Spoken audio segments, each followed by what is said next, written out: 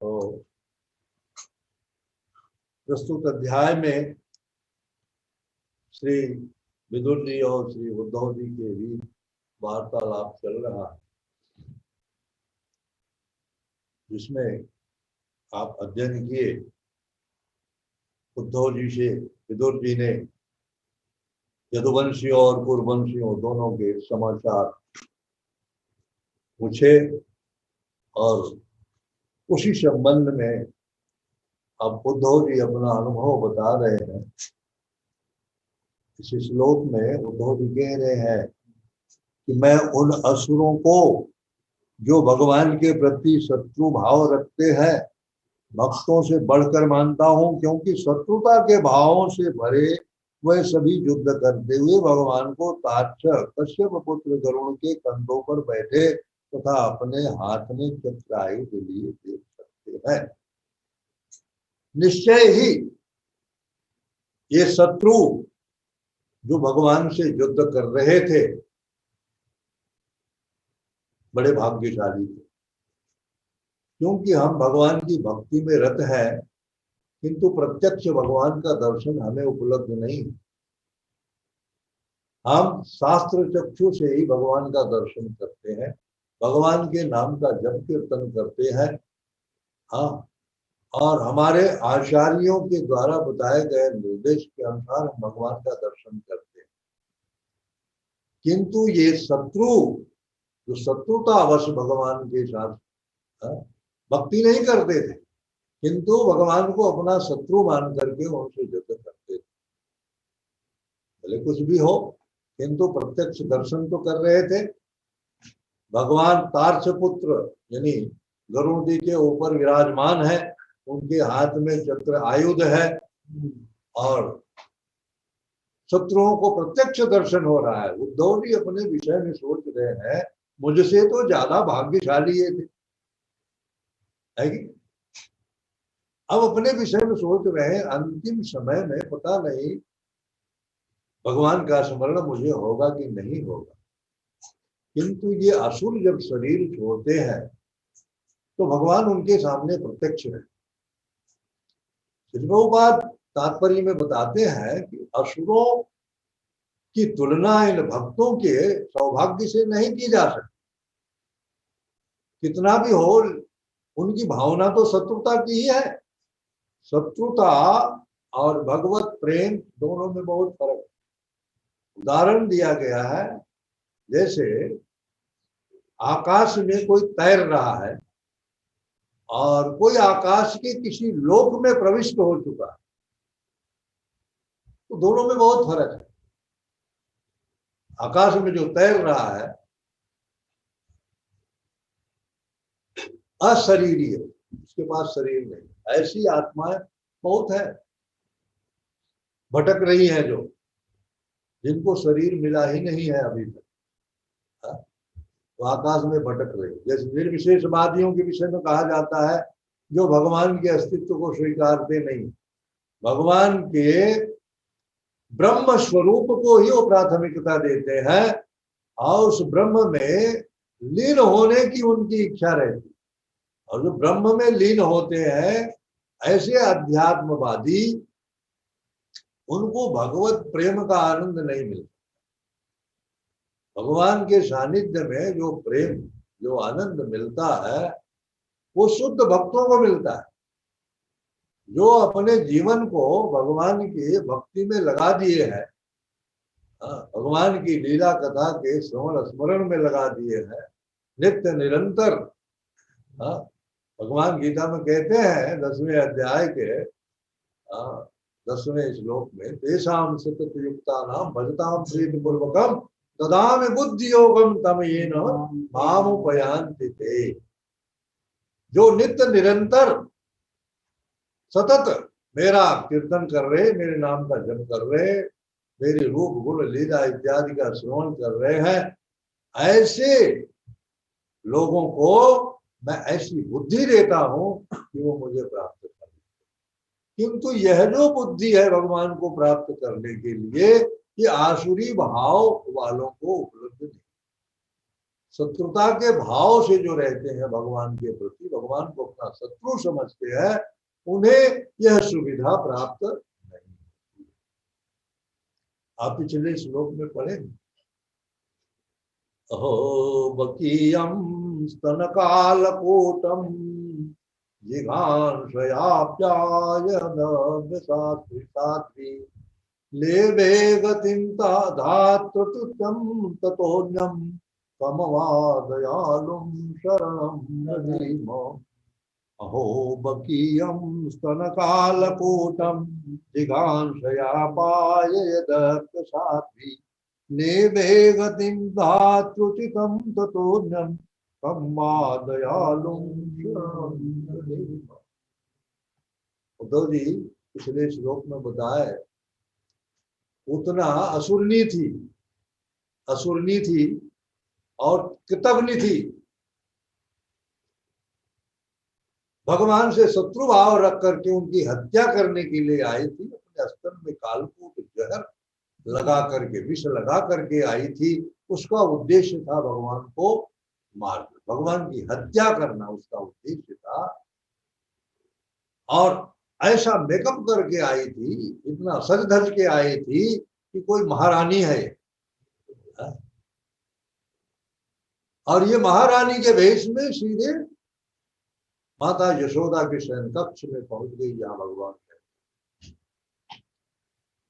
किसी को कोई शंका ना हो वेशभूषा देख करके, है कि नहीं? सबने सोचा कोई प्रतिष्ठित व्यक्ति है, किसी ने कुछ पूछा नहीं। और उत्सव में क्या होता है, कौन आ रहा है कौन जा रहा है इतना कौन ध्यान देता है। बड़ा उत्सव था जहाँ, वहां कौन आ रहा है कौन जा रहा है इतना कोई नहीं था। और अच्छे वस्त्र में जो है सुसज्जित है, उसके ऊपर तो लोग कम शंका करते हैं, है कि नहीं? मैले कुचैले कपड़े में कोई चला जाए तो लोग टोक दे, कहाँ जा रहे, है कि नहीं?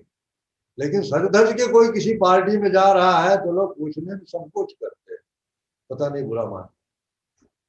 इस प्रकार वो गई और भगवान देख रहे, भगवान ने आंखें बंद कर ली, आंखें बंद कर ली। क्या कहें, अभी जन्म लेते ही यहाँ विषपान करना पड़ेगा। अभी और कुछ नहीं मिला है, लेकिन अब विषपान करना पड़ेगा। उन्होंने आंख बंद किया और भगवान शिव का स्मरण किया। भगवान शिव का स्मरण इसलिए किया उन्होंने कि देखो, विष तो आप पी जाओ, दुग्ध में पियो। भगवान शिव, विषपान भगवान शिव ने ही किया।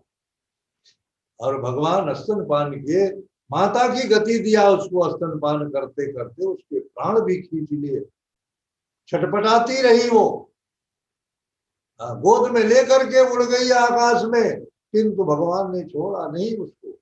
इतनी मजबूती से पकड़ा था भगवान। और भगवान जिसको पकड़ने थोड़ी छोड़ते, है कि नहीं?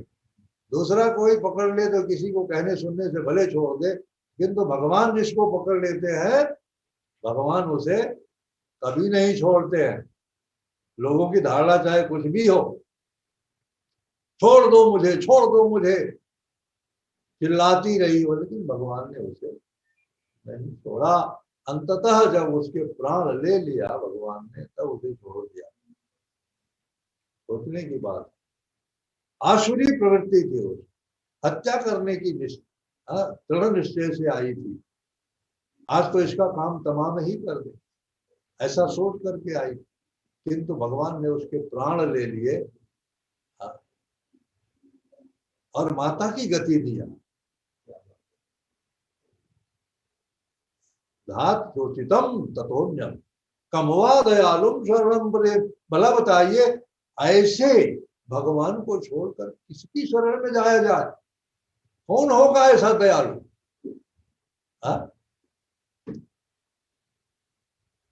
श्री सुखदेव गोस्वामी भी निर्विशेषवादी थे पहले, किंतु जब उन्होंने इस श्लोक को सुना,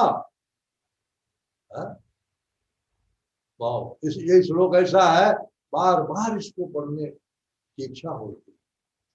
ओहो बकीयम स्तन कालकूटम जिघांसया पाये दत्तशाद्रि लेवे गतिं दातृचितं ततोऽन्यं कमवा दयालुं शरणं मृधीम।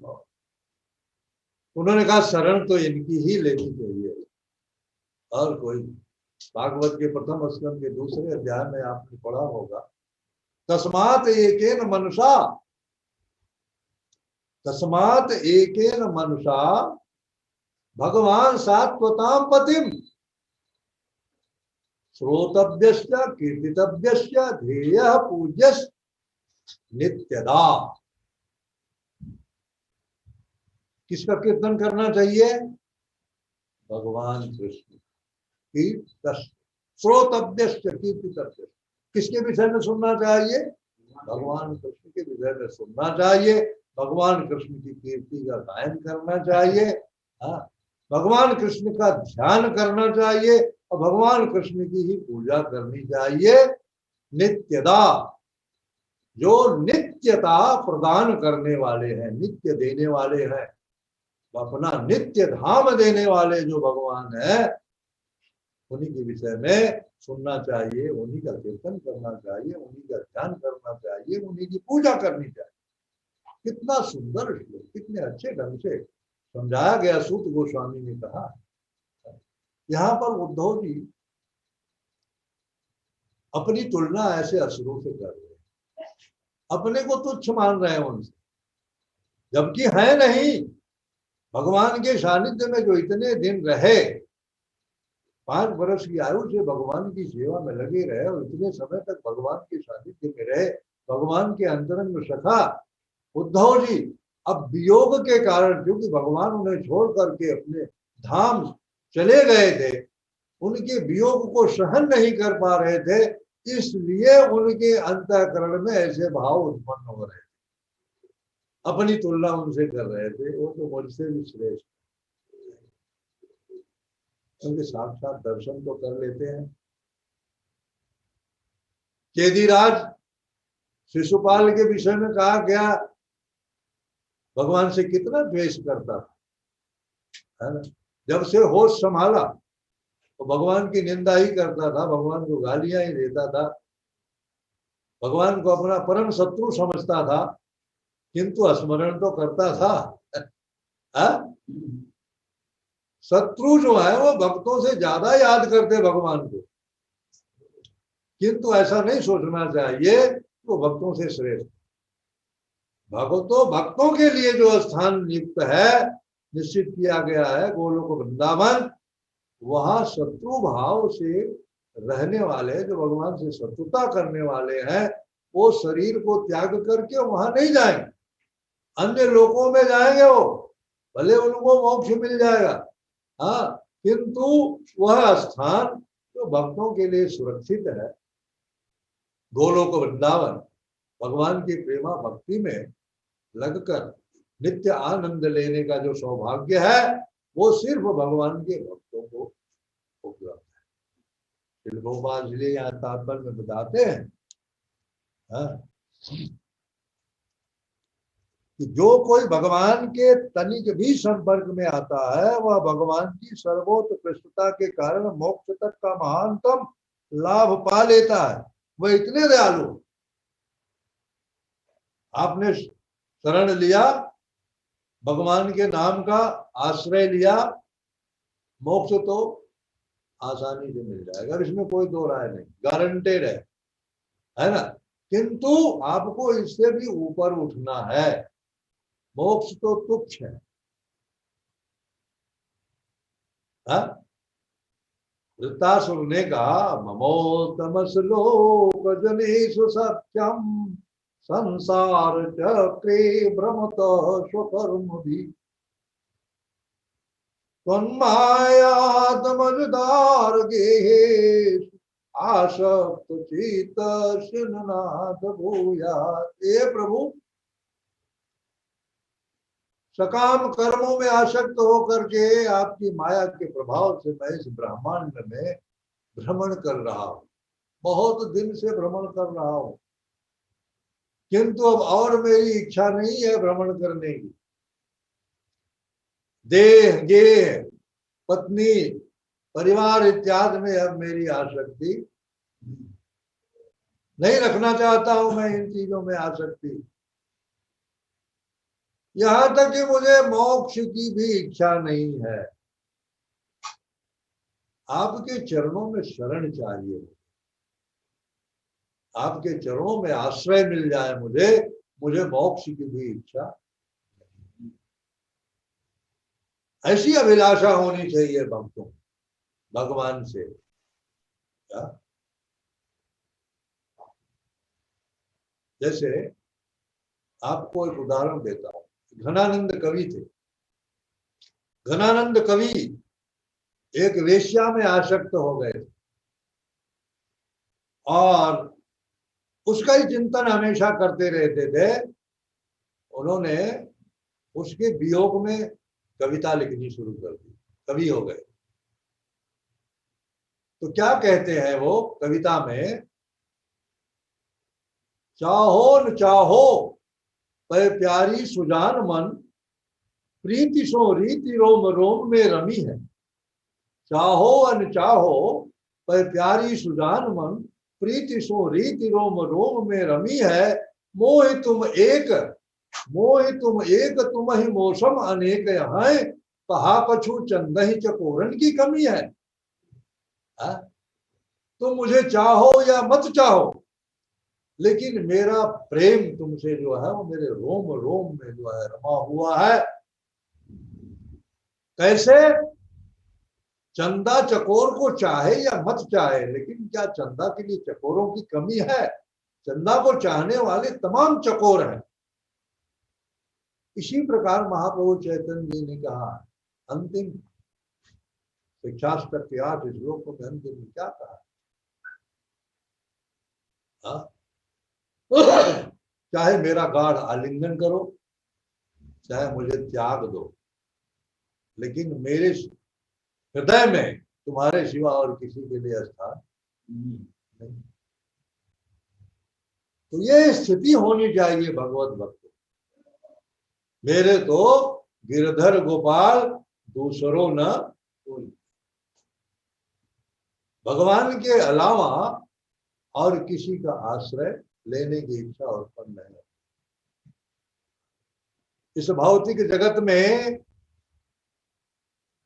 भगवान की माया ऐसे प्रलोभन देती है जीव को, ऐसी लालच उनके अंदर उत्पन्न करती है कि जीव उसके प्रभाव में आ जाता है और भगवान को भूल जाता है और माया के थप्पड़ खाने लगता है। माया के थपेड़े खाते खाते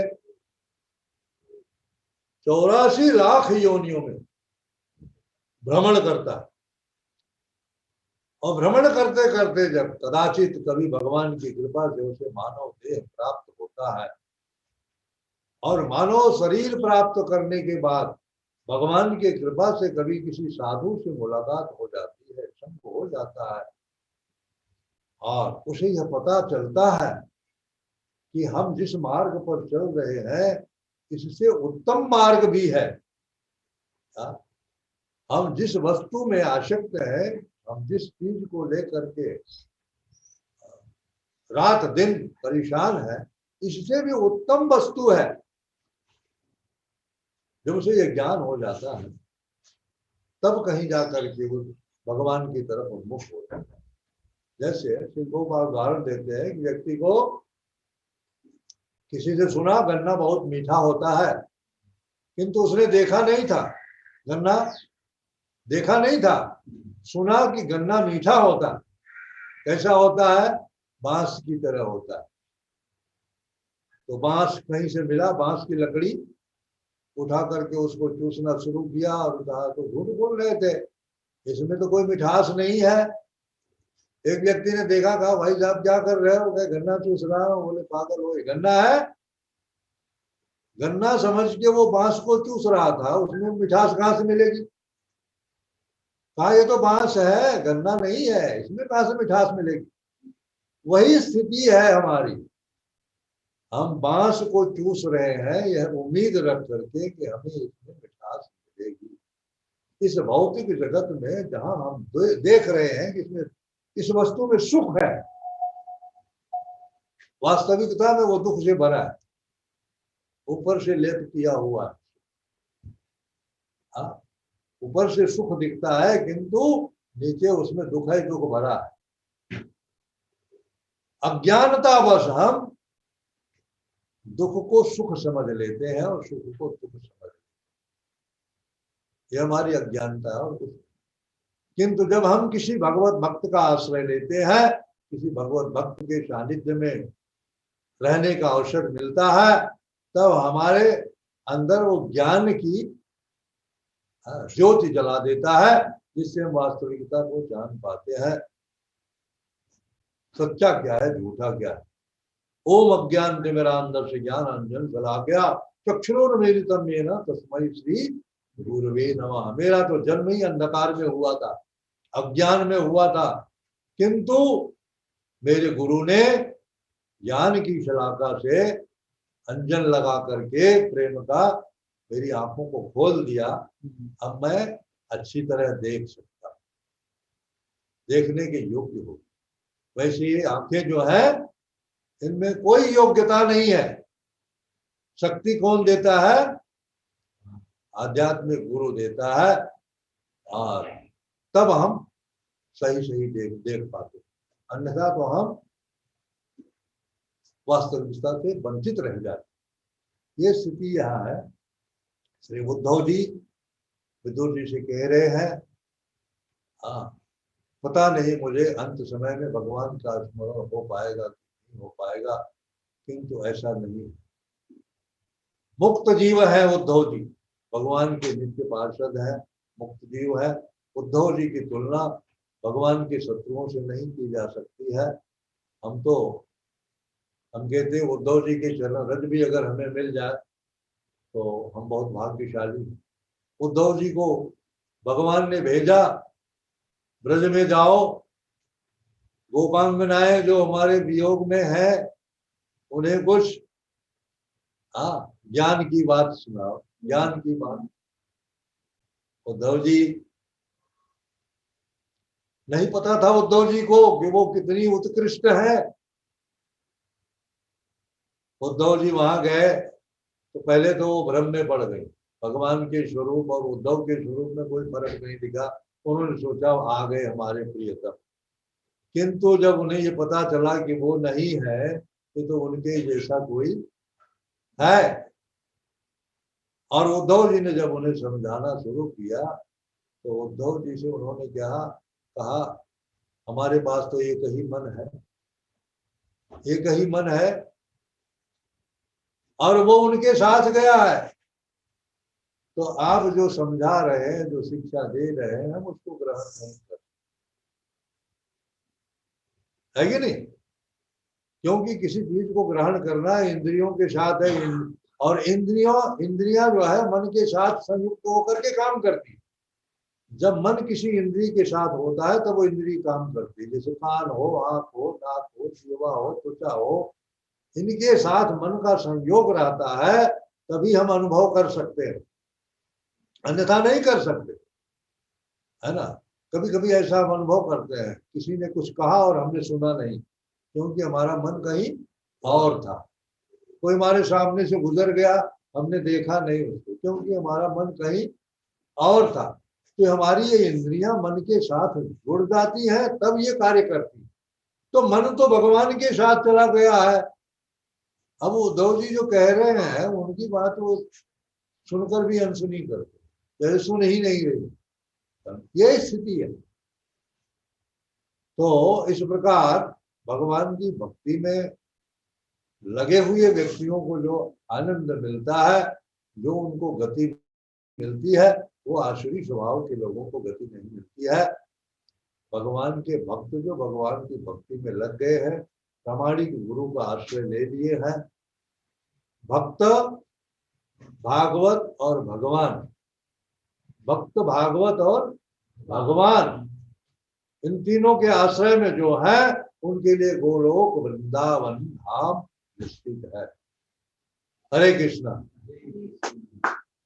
ग्रंथराज श्रीमद् भागवतम की, विगत गुरु श्रील प्रभुपाद महाराज की।